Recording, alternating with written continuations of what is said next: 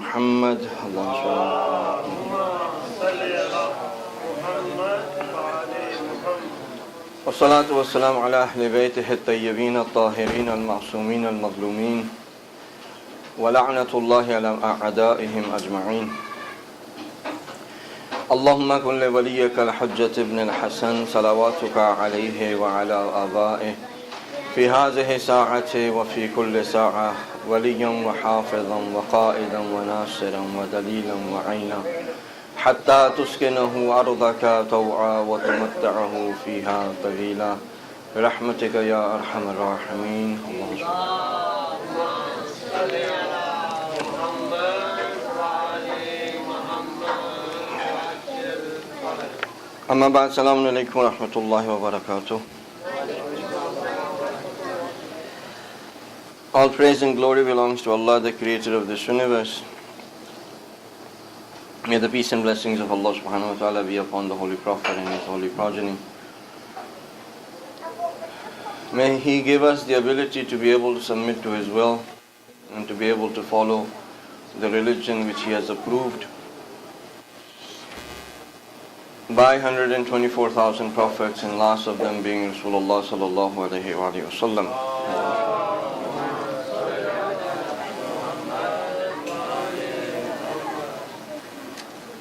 We had decided that we were going to talk about Imam, our 12th Imam, with reference of Quran and traditions, and our responsibilities as well. I mentioned to you that the characteristics of the Quran is the same characteristics as our Imam. So whatever Imam's role is, that is the role of the Quran. Whatever role of Quran is, that is the role of the Imam. Quran has been sent for the guidance of human beings. Quran has been sent so that we can live with each other with justice and peace. Quran has been sent that humanity comes out of their lowly desires, control them according to the tenets and principles of Islam. And Imam is there for the same purpose. If you just think about, just for a little moment, Imam is in Ghaibati Kubra. So Imam is not with us as such as the Quran is. Quran is not in Ghaibati Kubra, right? Quran is available in our houses, Quran is available in our madrasa, Quran is available everywhere. Meaning the guidance that is required for human beings, one source of it is available readily to everyone. यानी कुरान तो ग़ैबत कुबरा में नहीं गया हुआ ना, कुरान तो हमारे पास है और हर घर के अंदर है, हर मदरसा में. यानी जब हम ये कहते हैं कि कुरान का रोल इमाम का रोल है, इमाम का रोल कुरान का रोल है, तो कुरान जो कि सबके पास है, जो कि हदायत की किताब है, इंसान उससे तो इस्तिफादा कर सकता है. Even if we say that we don't have Imam in front of us, लेकिन कुरान तो है, we have the Quran. So the ones who want to take guidance, they are able to get guidance. जिन्होंने हिदायत पानी है वो इस वक्त में भी हिदायत पा सकते हैं कि इमाम हमारी नज़रों से ओझल है, लेकिन कुरान तो नज़रों से ओझल नहीं है. रसूल ने ये कहा था ना, Rasulullah sallallahu alaihi wasallam said that I am leaving two hefty or heavy things behind. One is the book of Allah subhanahu wa ta'ala and the other is my progeny. If you were to hold fast to them, if you were to hold on to them, you will never go astray.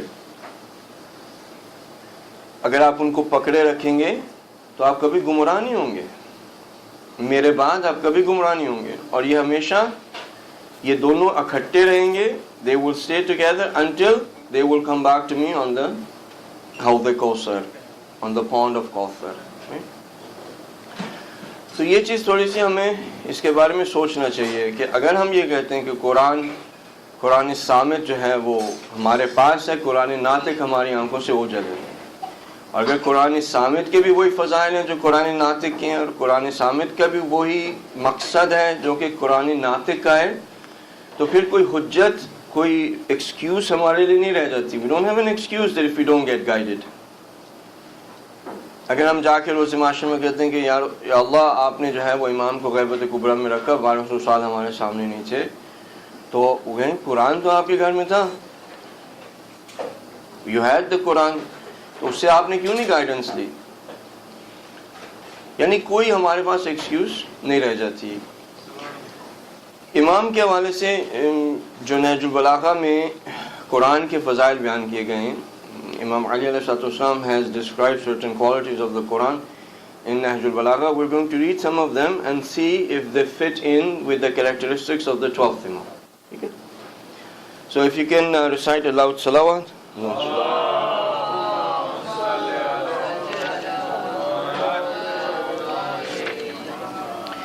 There's 3 different places that I have noted, but there is a lot more places in Nahj al-Balagha where Imam is describing the fazail or the characteristics of the Quran. The one we're going to take care of or see if we can is the sermon number is 176. Sermon number is 176. I don't know if you probably have Nahj al-Balagha at home, and you can kind of go through it. If the English translation you have, or the Urdu, if it's Urdu, you can ask your parents to let you know what it is saying. If it is the English, it'll probably be approximately 176, 175 or 174, right? Just look it in that range and you'll find it.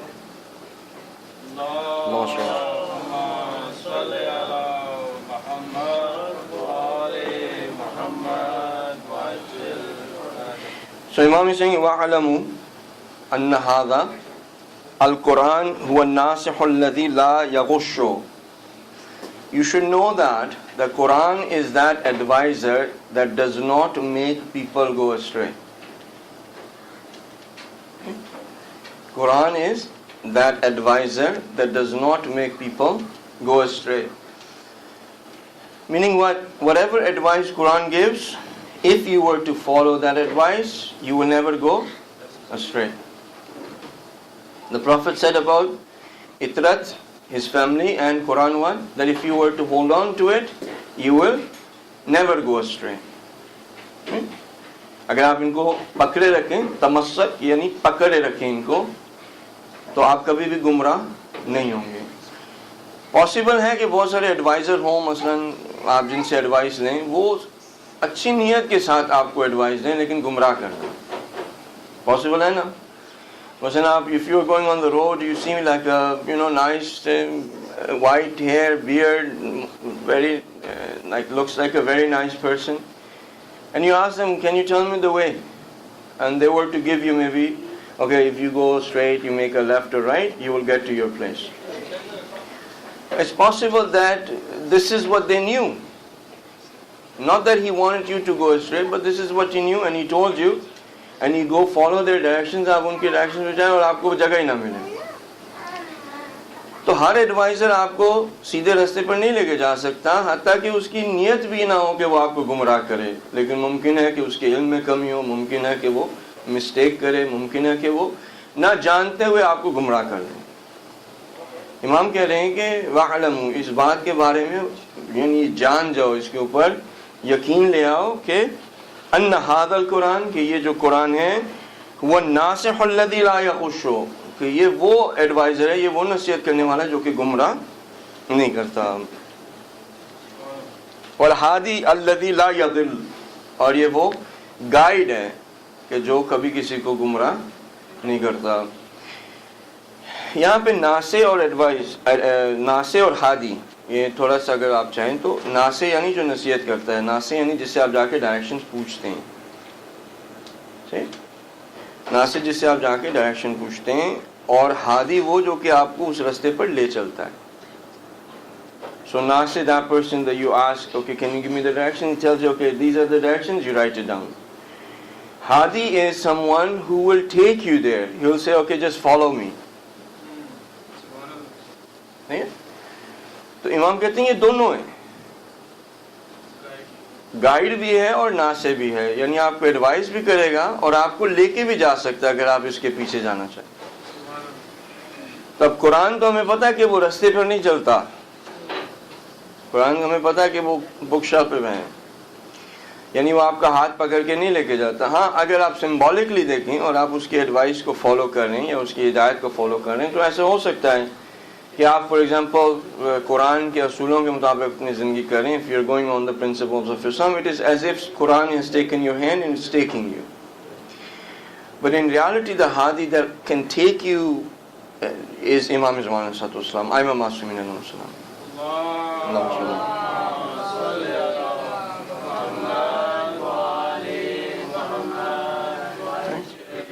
So he says that he's Nasi as well and he's also Hadi as well. روز معاشر میں اگر آپ چاہیں تو اس کے حوالے سے بات کی جا سکتی ہے کہ روز معاشر کے اندر the day of judgment Quran will be in a form which would be a physical form. ٹھیک ہے.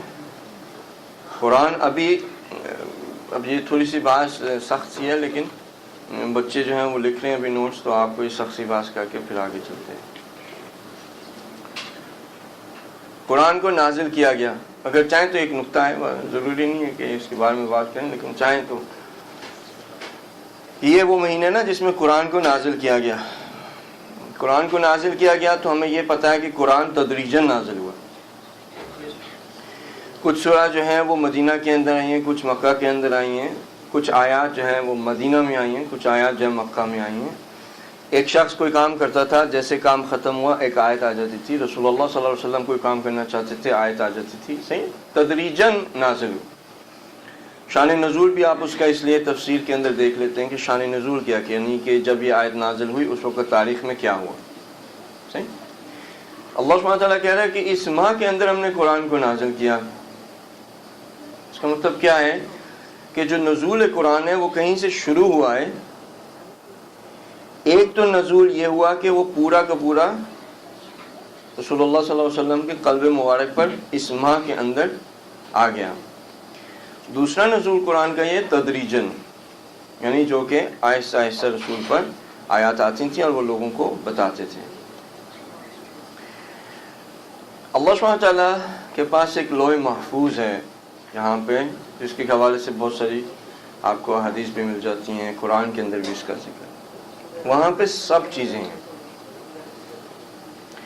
ادھر سب خزانے ہیں, سب کچھ ہے.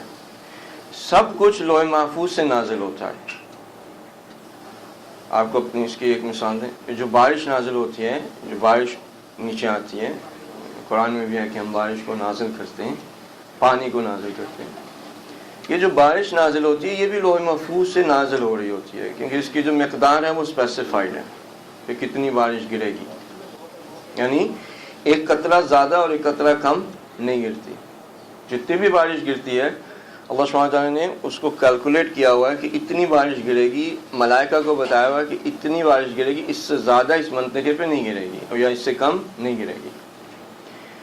ہوتا یہ کہ لوح محفوظ سے چیزیں, ان خزانوں سے چیزیں نازل ہوتی ہیں. اس نزول کے اندر وہ بہت ساری مختلف جگہوں سے گزرتی ہیں اور آخر میں وہ اس دنیا پہ آ جاتی ہیں. جیسا آپ اگر آپ کو یہ کہا جائے کہ ایک ہے بیت المعمور ہے, زیادہ سخت نہیں ہے, بیت المعمور جہاں پہ سارے کے سارے امور جو ہیں, امر جو ہیں وہاں سے آتے ہیں. لوح محفوظ سے قرآن نازل ہوا بیت المعمور پر. کس ماہ میں؟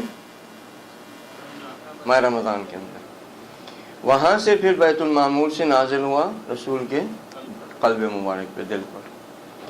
اور وہیں سے یہ جس طرح سے ہوتا ہے کہ جو شان نزول کے حوالے سے باقی مختلف جگہوں پہ بھی رسول اللہ صلی اللہ علیہ وسلم کے پاس وہ آیات آئیں. یہ جو کہا جاتا ہے کہ اس کے خزانے ہیں, تو آج کل کی دنیا میں یہ ڈسکشن ہو رہی ہے کہ آیا یہ یونیورس ہے یا ملٹی ورس ہے. Whether we have one universe or we have many universes. Multiverse meaning many universes. We know in Surah Fatiha where we say that Alhamdulillahi Rabbil Alameen. So we are not the one saying that there is universe. We are saying that there is multiple verses. عالم اگر آپ کہتے تو عالم کا مطلب ہے کہ عالم یعنی one, universe یعنی one verse. but actually it's saying Alameen, meaning there is multi-verses. Meaning there are other universes where Allah subhanahu wa ta'ala has all of His treasures, and from those treasures a little bit He sends down on this particular earth. Meaning what? In other universes there is a shape and form of Quran, which is very different than the shape and form of Quran that you have in this world.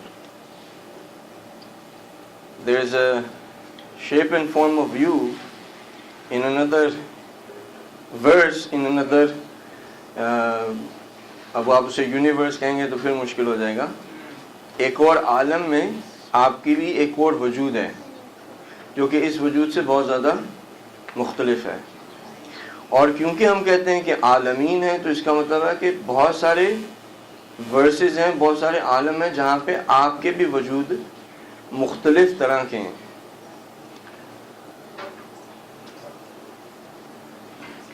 اور وہاں سے چیزیں اترتی ہیں. آپ کی جو روح ہے وہ اس دنیا میں ہے نہیں ہے. چلو نہج البلاغہ پر یہ آ جائیں میں خیال سے.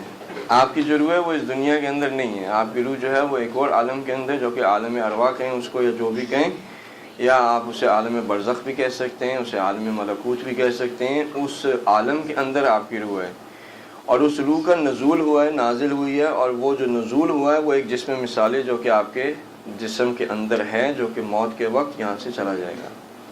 لیکن جو اصل حقیقت ہے روح کی وہ اس دنیا کے اندر نہیں ہے, کیونکہ جو روح کی حقیقت ہے وہ اس دنیا کے لیے, یہ دنیا اس کے لیے بہت زیادہ چھوٹی ہے. آپ کی روح اس سے بہت زیادہ بڑی ہے, اور یہ پوری کی پوری یہ جو عرض ہے یہ بہت زیادہ چھوٹی ہے. اس طرح تصور کریں کہ آپ کی روح بہت بڑی ہے, وہ روح اس پوری کی پوری دنیا پر فٹ نہیں ہو سکتی. ایک بندے کی روح, اگر ایک کی روح نہیں فٹ ہو سکتی تو 6.7 بلین کی تو کبھی بھی نہیں ہو سکتی. حضرت جبرائیل علیہ السلام جو کہ جوہر ہیں, ملائکہ جو کہ جوہر ہیں, اور روح بھی جوہر ہے. ایک دفعہ رسول اللہ صلی اللہ علیہ وسلم نے پوچھا کہ مجھے اپنا اس عالم کے اندر ایک نازل ہوا ہوا وجود جو ہے وہ دکھاؤ.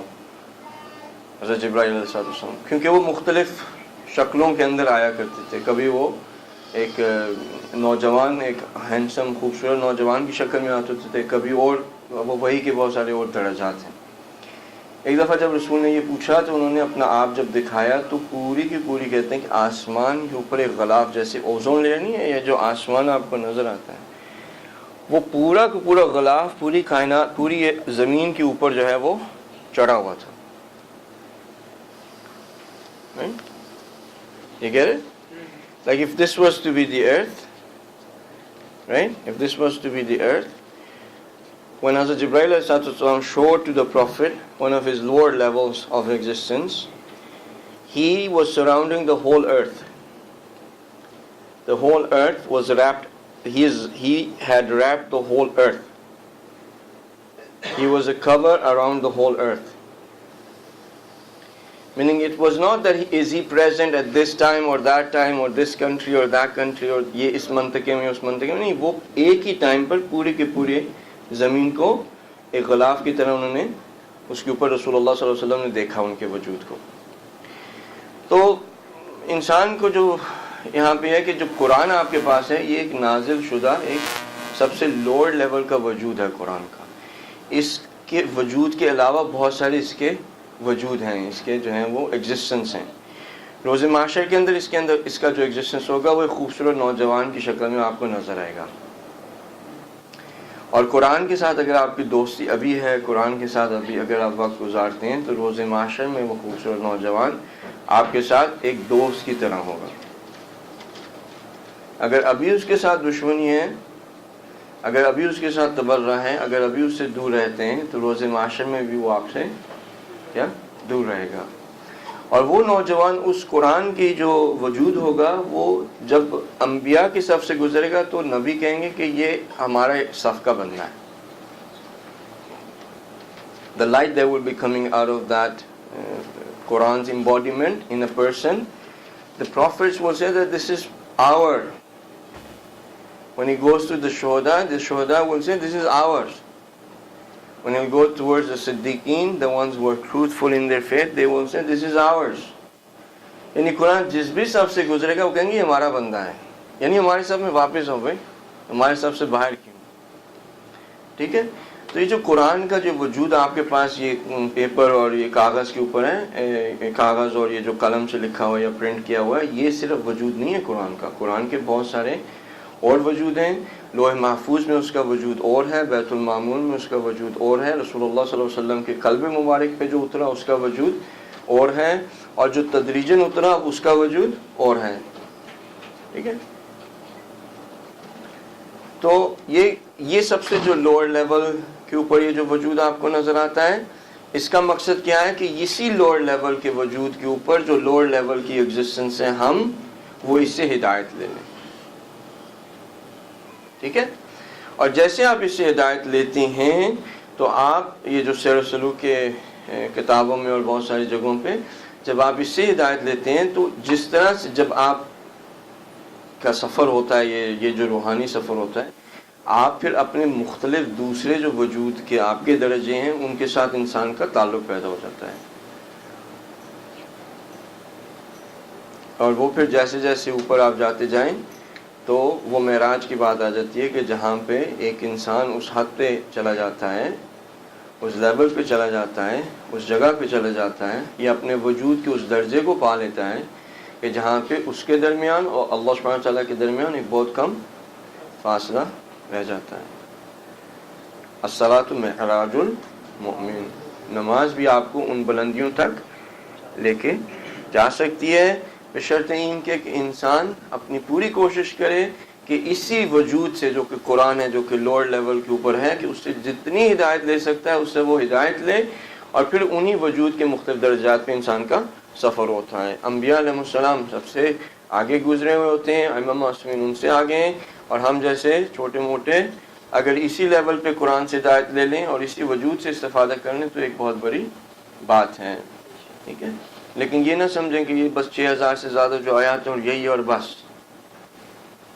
یہ کہانی ایک بہت لمبی اور گہری کہانی ہے. ٹھیک ہے. تو انشاءاللہ کوشش کریں کہ آپ کو بھی خدا وہ وَاعْلَمُ أَنَّ هَذَا الْقُرْآنَ هُوَ النَّاسِحُ الَّذِي لَا يَغُشُّ وَالْهَادِيَ الَّذِي لَا يَضِلُّ وَالْمُحَدَّثُ الَّذِي لَا يَكْذِبُ. اور یہ وہ حدیث بتانے والا ہے، یعنی یہ وہ محدث کہتے ہیں کہ جو ملائکہ کی سپیچ کو سنتا ہے. ائمہ معصومین کے بھی جو ہیں وہ ملائکہ کی سپیچ کو سنتے ہیں. محدثہ جو ہے وہ ایک لقب تھا بی بی فاطمہ زہرا السلام علیہا کا.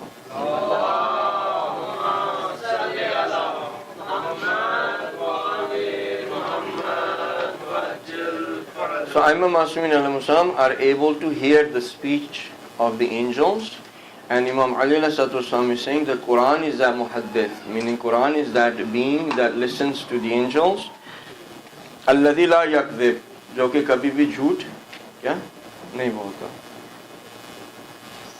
تو تین خاصیتیں ہوگی قرآن کی اور امام کی. ایک کہ قرآن ناسخ ہے جو کہ انسان کو کبھی کیا دھوکہ نہیں دیتا. دوسرا کہ قرآن ہادی ہے، اور امام بھی ایسے ہی کہ جو کبھی کسی کو گمراہ نہیں کرتا. اور تیسری کہ قرآن جو کہ ملائکہ کی آواز کو سنتا ہے، یعنی ملائکہ کی آواز ہے قرآن. حضرت جبرائیل علیہ السلام کی آواز ہے قرآن. اور ائمہ معصومین بھی آواز ملائکہ کی جو ہے وہ سنتے ہوتے تھے، جو کہ کبھی جھوٹ نہیں بولتے، یعنی معصوم ہے. ٹھیک ہے. قرآن بھی ایسے ہی اور امام بھی ایسے. امام کے پاس یہ جو کل کی رات ہے اور باقی کی راتیں آئیں گی انشاءاللہ شب قدر, the nights of as translated as destiny, although qadr in itself is a long discussion. Okay, some day we will inshallah get into it. شب قدر جو ہے اس کے اندر ملائکہ اترتے ہیں اور ایک روح ہے جس کا کہ ذکر قرآن میں کافی ہے کہ وہ کیا ہے, وہ اب ایک علیحدہ ڈسکشن ہے. وہ اترتے ہیں کس کے پاس؟ امام کے پاس. والملائکۃ انا انزلناه فی لیلۃ القدر وما ادراک ما لیلۃ القدر لیلۃ القدر خیر من الف شہر تنزل الملائکۃ والروح فیہا بِإِذْنِ رَبِّهِمْ مِنْ كُلِّ أَمْرٍ. تو یہ اس رات کس کے پاس آتے ہیں سارے کے سارے؟ امام زمان علیہ السلام کے پاس. یعنی کسی اور کے پاس تو نہیں آئیں گے, صاحب امر کے پاس آئیں گے. اور جب وہ صاحب امر کے پاس آتے ہیں, when they come to him they bring all of the orders of Allah subhanahu wa ta'ala. Just for the kids to understand, for example, there's a general, and the general gives the orders, and the orders are taken to those people who are going to execute those orders. You guys understand that? No? Okay.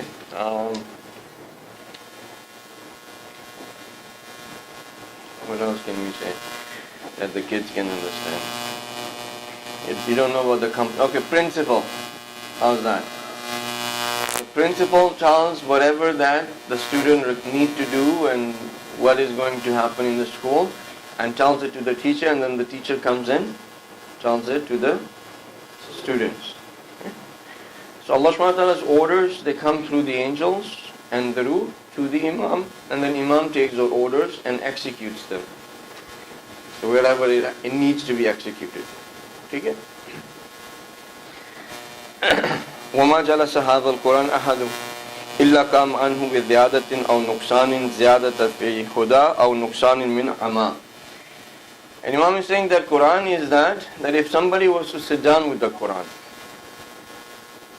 someone was to sit down with the Quran, when they will get up, either their guidance would have increased or their misguidance would have decreased.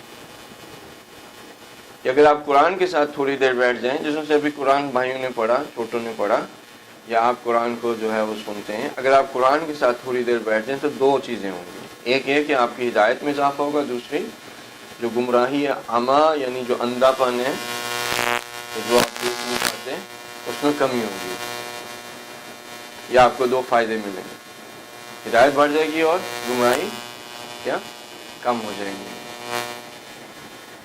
امام کے ساتھ بھی ایسے ہی, جب وہ آ جائیں گے, اگر ہم ان کے پاس ایک لمحے کے لیے بھی بیٹھ جائیں گے تو ہماری بھی ہدایت میں اضافہ ہو جائے گا اور گمراہی میں کمی ہو جائے گی. آپ امیجن کر سکتے ہیں کہ اگر امام کے ساتھ آپ آدھا گھنٹہ آپ کو مل جائے,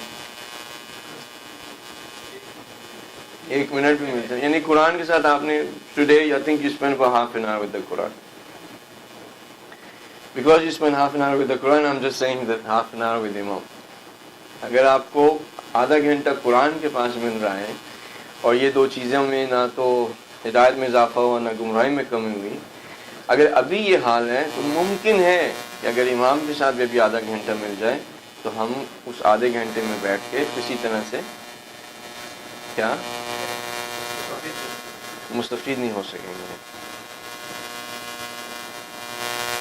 آپ کو ایک I'll tell you a little bit of story. There was this actually, I don't know if it happened or not, but ulama narrated, and it has a good moral to it. There was a town, like let's say Hadi Musalla, okay? We just say Hadi Musalla, all the people that are there. They decide that they need one person who's very muttaqi and parhezgar to go to the imam and take some questions. مثلا Hadi Musalla میں سے ہم ایک متقی پرہیزگار کو منتخب کر لیں کہ امام کے پاس جائے اور ان سے کیا کرے, سوال پوچھے, اور پھر سوالوں کے جواب لے کے ہمارے پاس واپس آئے, and come back to us. So they picked one person and they told him to go. So he goes in the desert, Okay, so for argument's sake we say Mujtaba, for example. So Mujtaba goes, just part of the story, right? Makes it a little bit easier to say. Right? So Mujtaba goes and he's going in the desert, and when he's traveling, he's going, he's trying to find the imam. Yeah, or he's driving, right? So he finds that there is these tents that are there, and in the tents he ends up going. He's thirsty and everything. He's been driving for a long time, right? And driving fast to find the imam. So he gets to that place, right? And these people, they come out, say Assalamu alaikum, wa alaikum salam, and they're like, okay, welcome. This is the place where imam is staying. And these are the tents. You're tired and you're thirsty. You've been trying to find Imam. Please enjoy our hospitality. And they give him like a tent or and says you can. And when he enters into the tent, there's all this fruit and nihari and biryani and I don't know steak and chicken and all this stuff, really really good food, and they say, okay, these are your companions as well, and they're very nice companions, and you say, okay, Mustafa says Alhamdulillah, and he's very tired, he starts eating and using all of the blessings that are there. So he gets involved into it so much that 3 days go by. And then the third night he gets up, like all the tents are gone, all the people are gone. Like, what happened? Imam was there for 3 days, right? The questions that he could have asked, instead of asking those questions, he just got involved into all of those things that were there. And then in the end, what happened? He comes back to Hadi Mustafa, we ask him, like, what happened? Where are the answers to our questions? He said, well, I got there, I found the Imam, but then I was too busy enjoying all of the blessings that were given to me. And obviously the food that is there is, it's maybe from heaven, the biryani is really good. Yeah, ask me about it. I enjoyed it. But what happened? Did you get the answers to our questions? No. By that time, Imam was gone.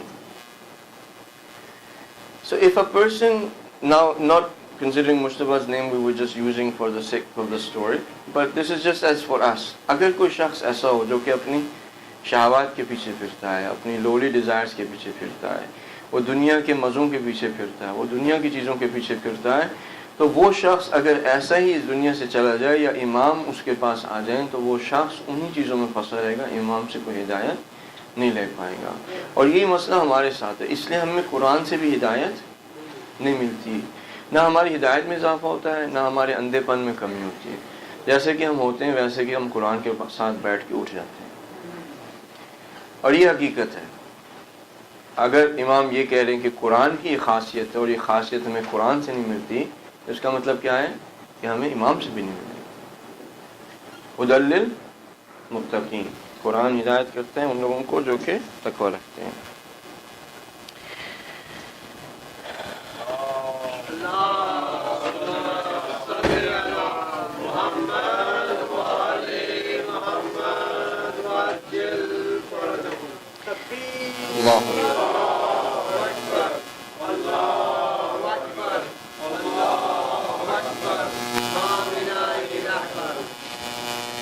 So we'll do maybe one or two more and then we'll inshallah finish. وَاعْلَمْ أَنَّهُ لَيْسَ عَلَى أَحَدٍ بَعْدَ الْقُرْآنِ مِنْ طَاقَةٍ وَلَا لِأَحَدٍ قَبْلَ الْقُرْآنِ مِنْ غِنَى. It says that you should also know that after you've had the Quran, or you have the Quran, you will not be in need of anyone.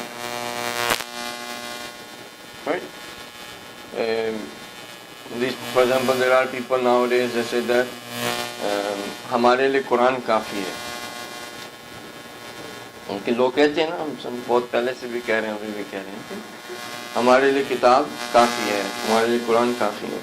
تو ہم کہتے ہیں کہ اگر کسی کے پاس قرآن ہو تو وہ کسی کا محتاج کیا نہیں رہتا. اب یہ جو قرآن ان کے پاس ہے, آیا قرآن اس طرح سے جس طرح سے قرآن خدا نے بنایا ہے یا اس طرح سے جس طرح سے انہوں نے بنایا ہے؟ اس میں بہت فرق ہے. اگر تو قرآن اسی طرح سے جس طرح سے خدا نے بنایا ہے تو واقعاً اس قرآن کے بعد کسی کی انسان کو محتاج نہیں رہتی. لیکن اگر قرآن اس طرح سے جس طرح سے انہوں نے قرآن کو بنایا ہے تو اس کے بعد پھر یہ مسئلہ حل نہیں ہوتا. یعنی کیا؟ یعنی قرآن کی آیات کو اپنی رائے اور اپنے نفس کے مطابق جب انسان تفسیر کرتا ہے تو یہ پھر وہاں پہ فٹ بات نہیں ہوتی. پھر حسبنا اللہ کتاب اللہ وہ کام نہیں کرتا. If you were to interpret and understand Quran as what you want to understand, what you want from Quran, and it's not that, this will happen. Like for example, I take the verse of the Quran and just interpret it and make the meaning out of whatever I want to get. If that happens, then for me the book is not enough. After that, I'll still be in need of other people. میں پھر بھی محتاج ہوں گا. مسئلہ کیا ہو رہا ہے کہ وہ لوگ حسبنا اللہ کی جو آواز اٹھا رہے ہیں قرآن کے حوالے سے, وہ اگر قرآن ہی کو جس طرح سے قرآن ہے اگر لے لیں تو واقعی وہ کسی کے محتاج نہیں رہیں گے. کہ مسئلہ کیا ہے کہ قرآن جس طرح سے خدا نے بنایا اور لے کر آیا ہے اسی قرآن کے ساتھ امام بھی جڑا ہوا ہے. لوگوں نے جب وہ قرآن کو نیزوں پہ اٹھا لیا, when they took the Quran on the spears, Imam told them that look, this is just paper, or this is just skin of a camel or an animal. I am the speaking Quran. میں قرآن ناطق ہوں. میں آپ لوگوں سے یہ کہہ رہا ہوں کہ اس دھوکے میں نہ آؤ. اور قرآن کی آیات بھی یہ کہہ رہی ہیں کہ جو امام وقت ہے, اولو الامر ہے, اس کی اطاعت کرو. یعنی قرآن کا پیکج بغیر امام کے نہیں آ سکتا, کیونکہ قرآن کہہ رہا ہے کہ امام کو پکڑو, امام کہہ رہا ہے کہ قرآن کو پکڑو, یعنی رسول کہہ رہے ہیں کہ قرآن کو پکڑو اور امام کو پکڑو. اگر ان دونوں میں سے ایک کو تم جدا کرو گے تو تمہارے اندر یہ احتیاج ہمیشہ رہے گی, تم لوگوں کے محتاج ہوگے. لوگوں کے ساتھ یہ مسئلہ رہا ہے. اگر واقعی کوئی قرآن کو لے لے تو وہ ولایت علی سے دور نہیں ہو سکتا, کیونکہ قرآن کی آیات ہیں جو بتا رہی ہیں کہ جو ولایت ہے وہ امام علی علیہ السلام, نبی سے واقعہ جو ہے وہ قرآن کے اندر ہے. بلغ والے جو آیت ہیں, اکمال والی جو آیات ہیں کہ جو خدا نے جو ہے وہ دین کو کامل کیا, وہ سب کے سب قرآن کے اندر ہیں. اسی انہی آیات کو غدیر میں رسول اللہ صلی اللہ علیہ وسلم نے پڑھا تھا. تو اگر آپ ان آیات کو لیتے ہیں اور اس کے بعد آپ کو کسی کے احتیاج نہیں, واقعی کسی کے احتیاج نہیں, کیونکہ اس کے بعد پھر تفسیر ان آیات کی کرنے والا علی بھی آپ کے پاس ہے. انہوں نے کہہ دیا جی نہیں, یہ قرآن کی یہ جو آیات ہیں یہ بیسکلی کیونکہ وہ جو جانوروں کے حلال کرنے کا اور وہ سب کچھ آیات ہیں یہ اس کے حوالے سے. تو یہ کہ اگر قرآن وَعْلَمُوا أَنَّهُ لَيْسَ عَلَىٰ أَحَدٍ بَعْدَ الْقُرْآنِ مِنْ فَاقَةٍ وَلَا لِأَحَدٍ قَبْلَ الْقُرْآنِ مِنْ غِنَىٰ,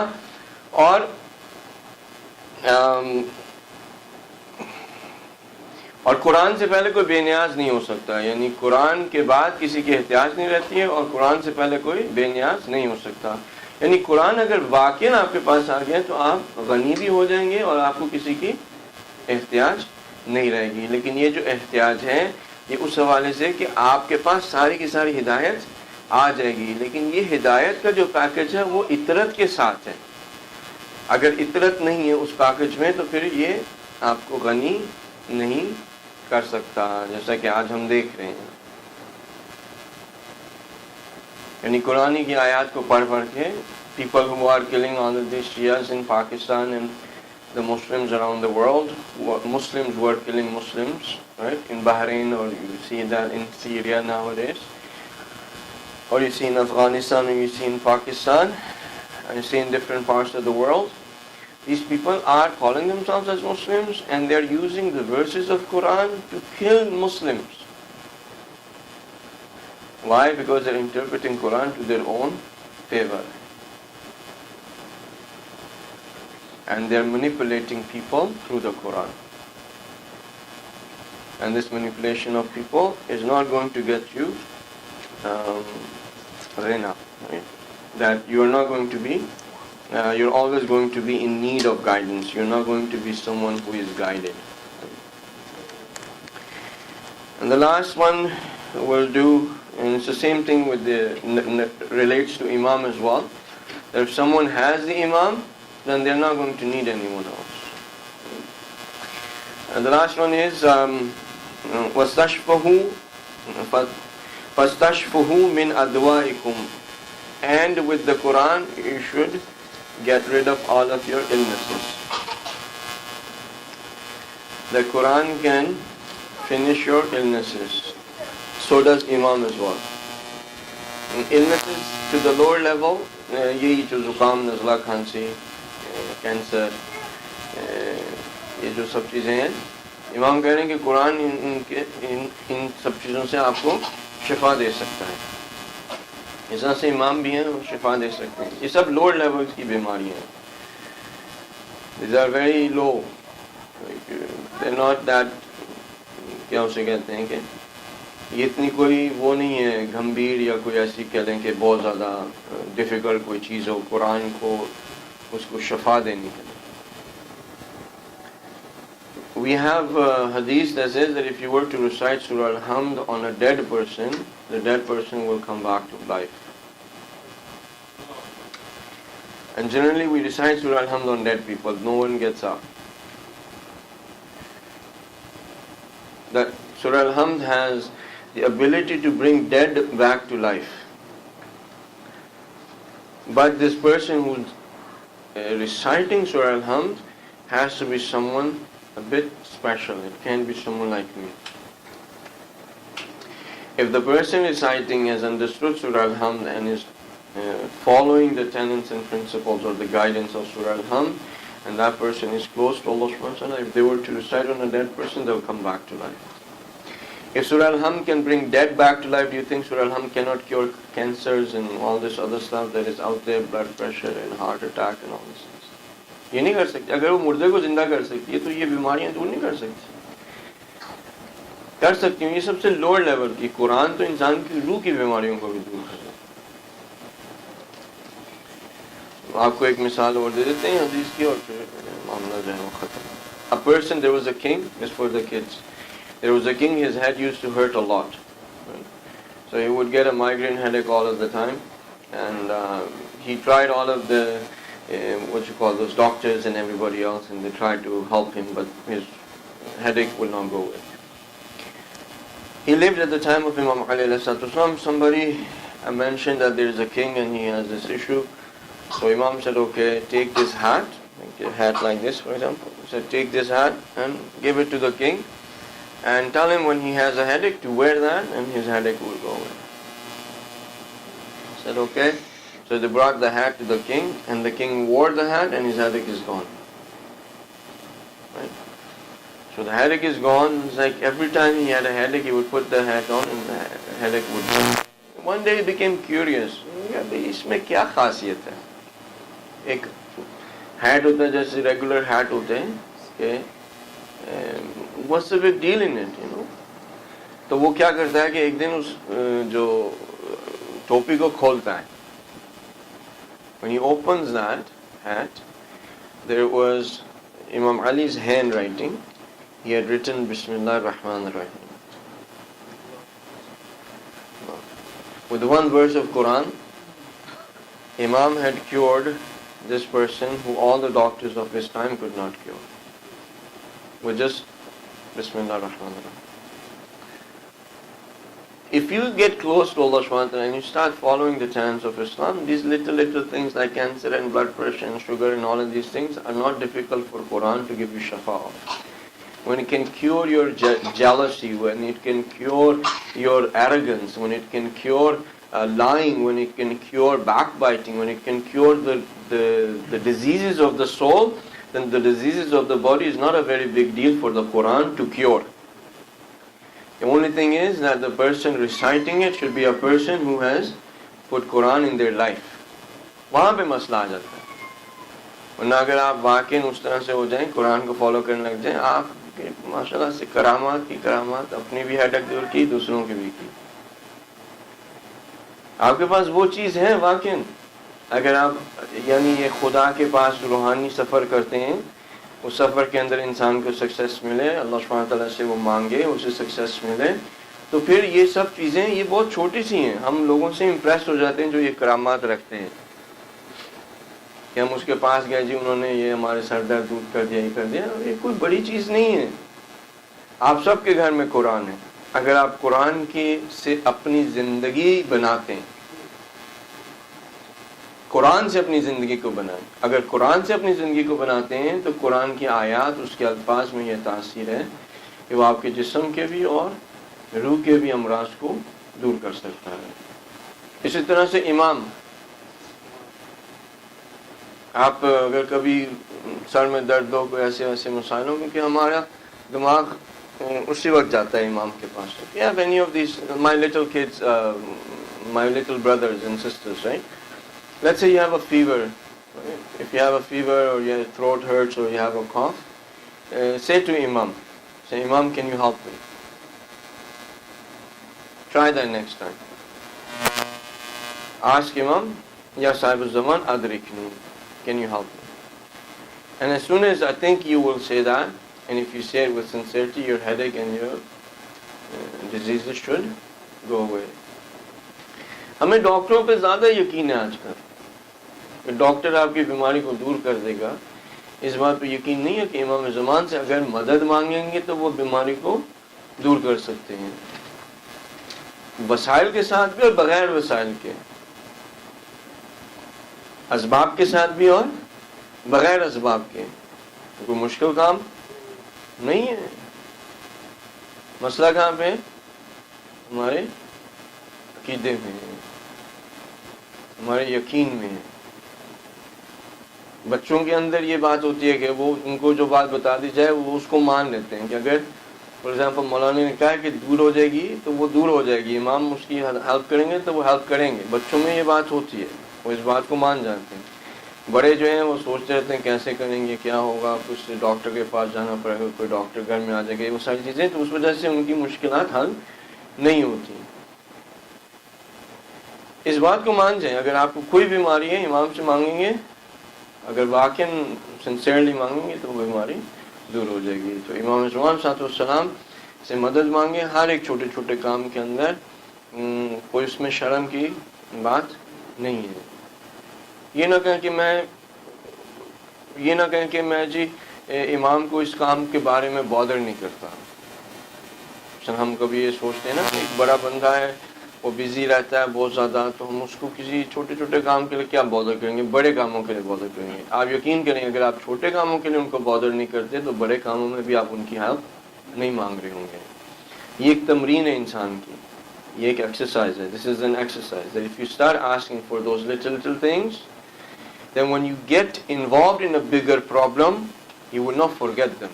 انسان کے اوپر جب بڑی مشکل آتی ہے تو وہ خدا رسول کو بھول جاتا ہے، وہ لوگوں کے ہاتھوں کی طرف دیکھ رہا ہوتا ہے، وہ لوگوں کو مؤثر سمجھ رہا ہوتا ہے کہ اس کے مسئلے کو وہ حل کر دیں گے، وہ اسباب کو مؤثر سمجھ رہا ہوتا ہے کہ وہ اسباب اس کے کام کو کر دیں گے. وہ رسول اور خدا کی طرف نگاہ نہیں کرتا.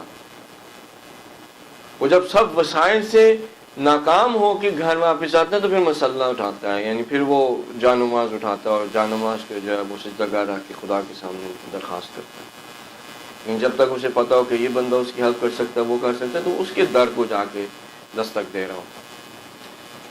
So if you come this into practice, that any little thing you need, just ask Imam to help you, then in the bigger needs also you will not forget them and you will be asking.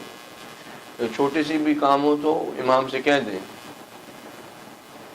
اگر امام سے نہیں کہیں گے تو کس سے کہیں؟ اگر ہمارے پاس کوئی اور ہوتا جس کے پاس ملائکہ اتر رہے ہیں، جس کے پاس روح اتر رہی ہے، تو ہم پھر اس کے پاس چلے جاتے ہیں. ہمارے پاس تو ایک ہی بقیت اللہ التی، یہ جو خدا نے رکھا ہوا ہے باقی جس کو، وہ ہمارے لیے خیر ہے. اگر تمہیں پتہ ہو، اگر تم اس بات کو جانتے ہو تو وہ تمہارے لیے خیر ہے، وہ تمہارے لیے اچھا ہے.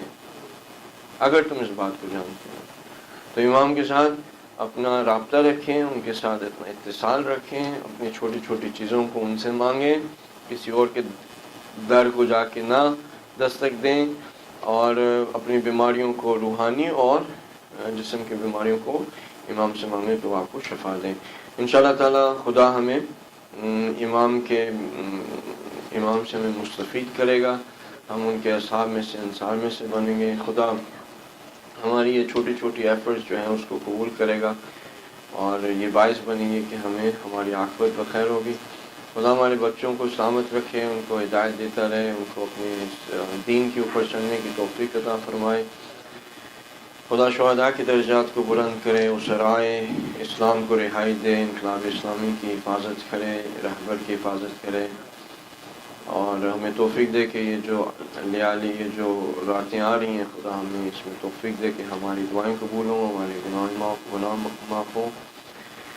اور امام زمان صلی اللہ علیہ وسلم کا ظہور جلد از جلد ہو جائے. بسم اللہ الرحمن الرحیم. والعصر ان الانسان لفی خسر الا الذین آمنوا وعملوا الصالحات وتواصوا بالحق وتواصوا بالصبر.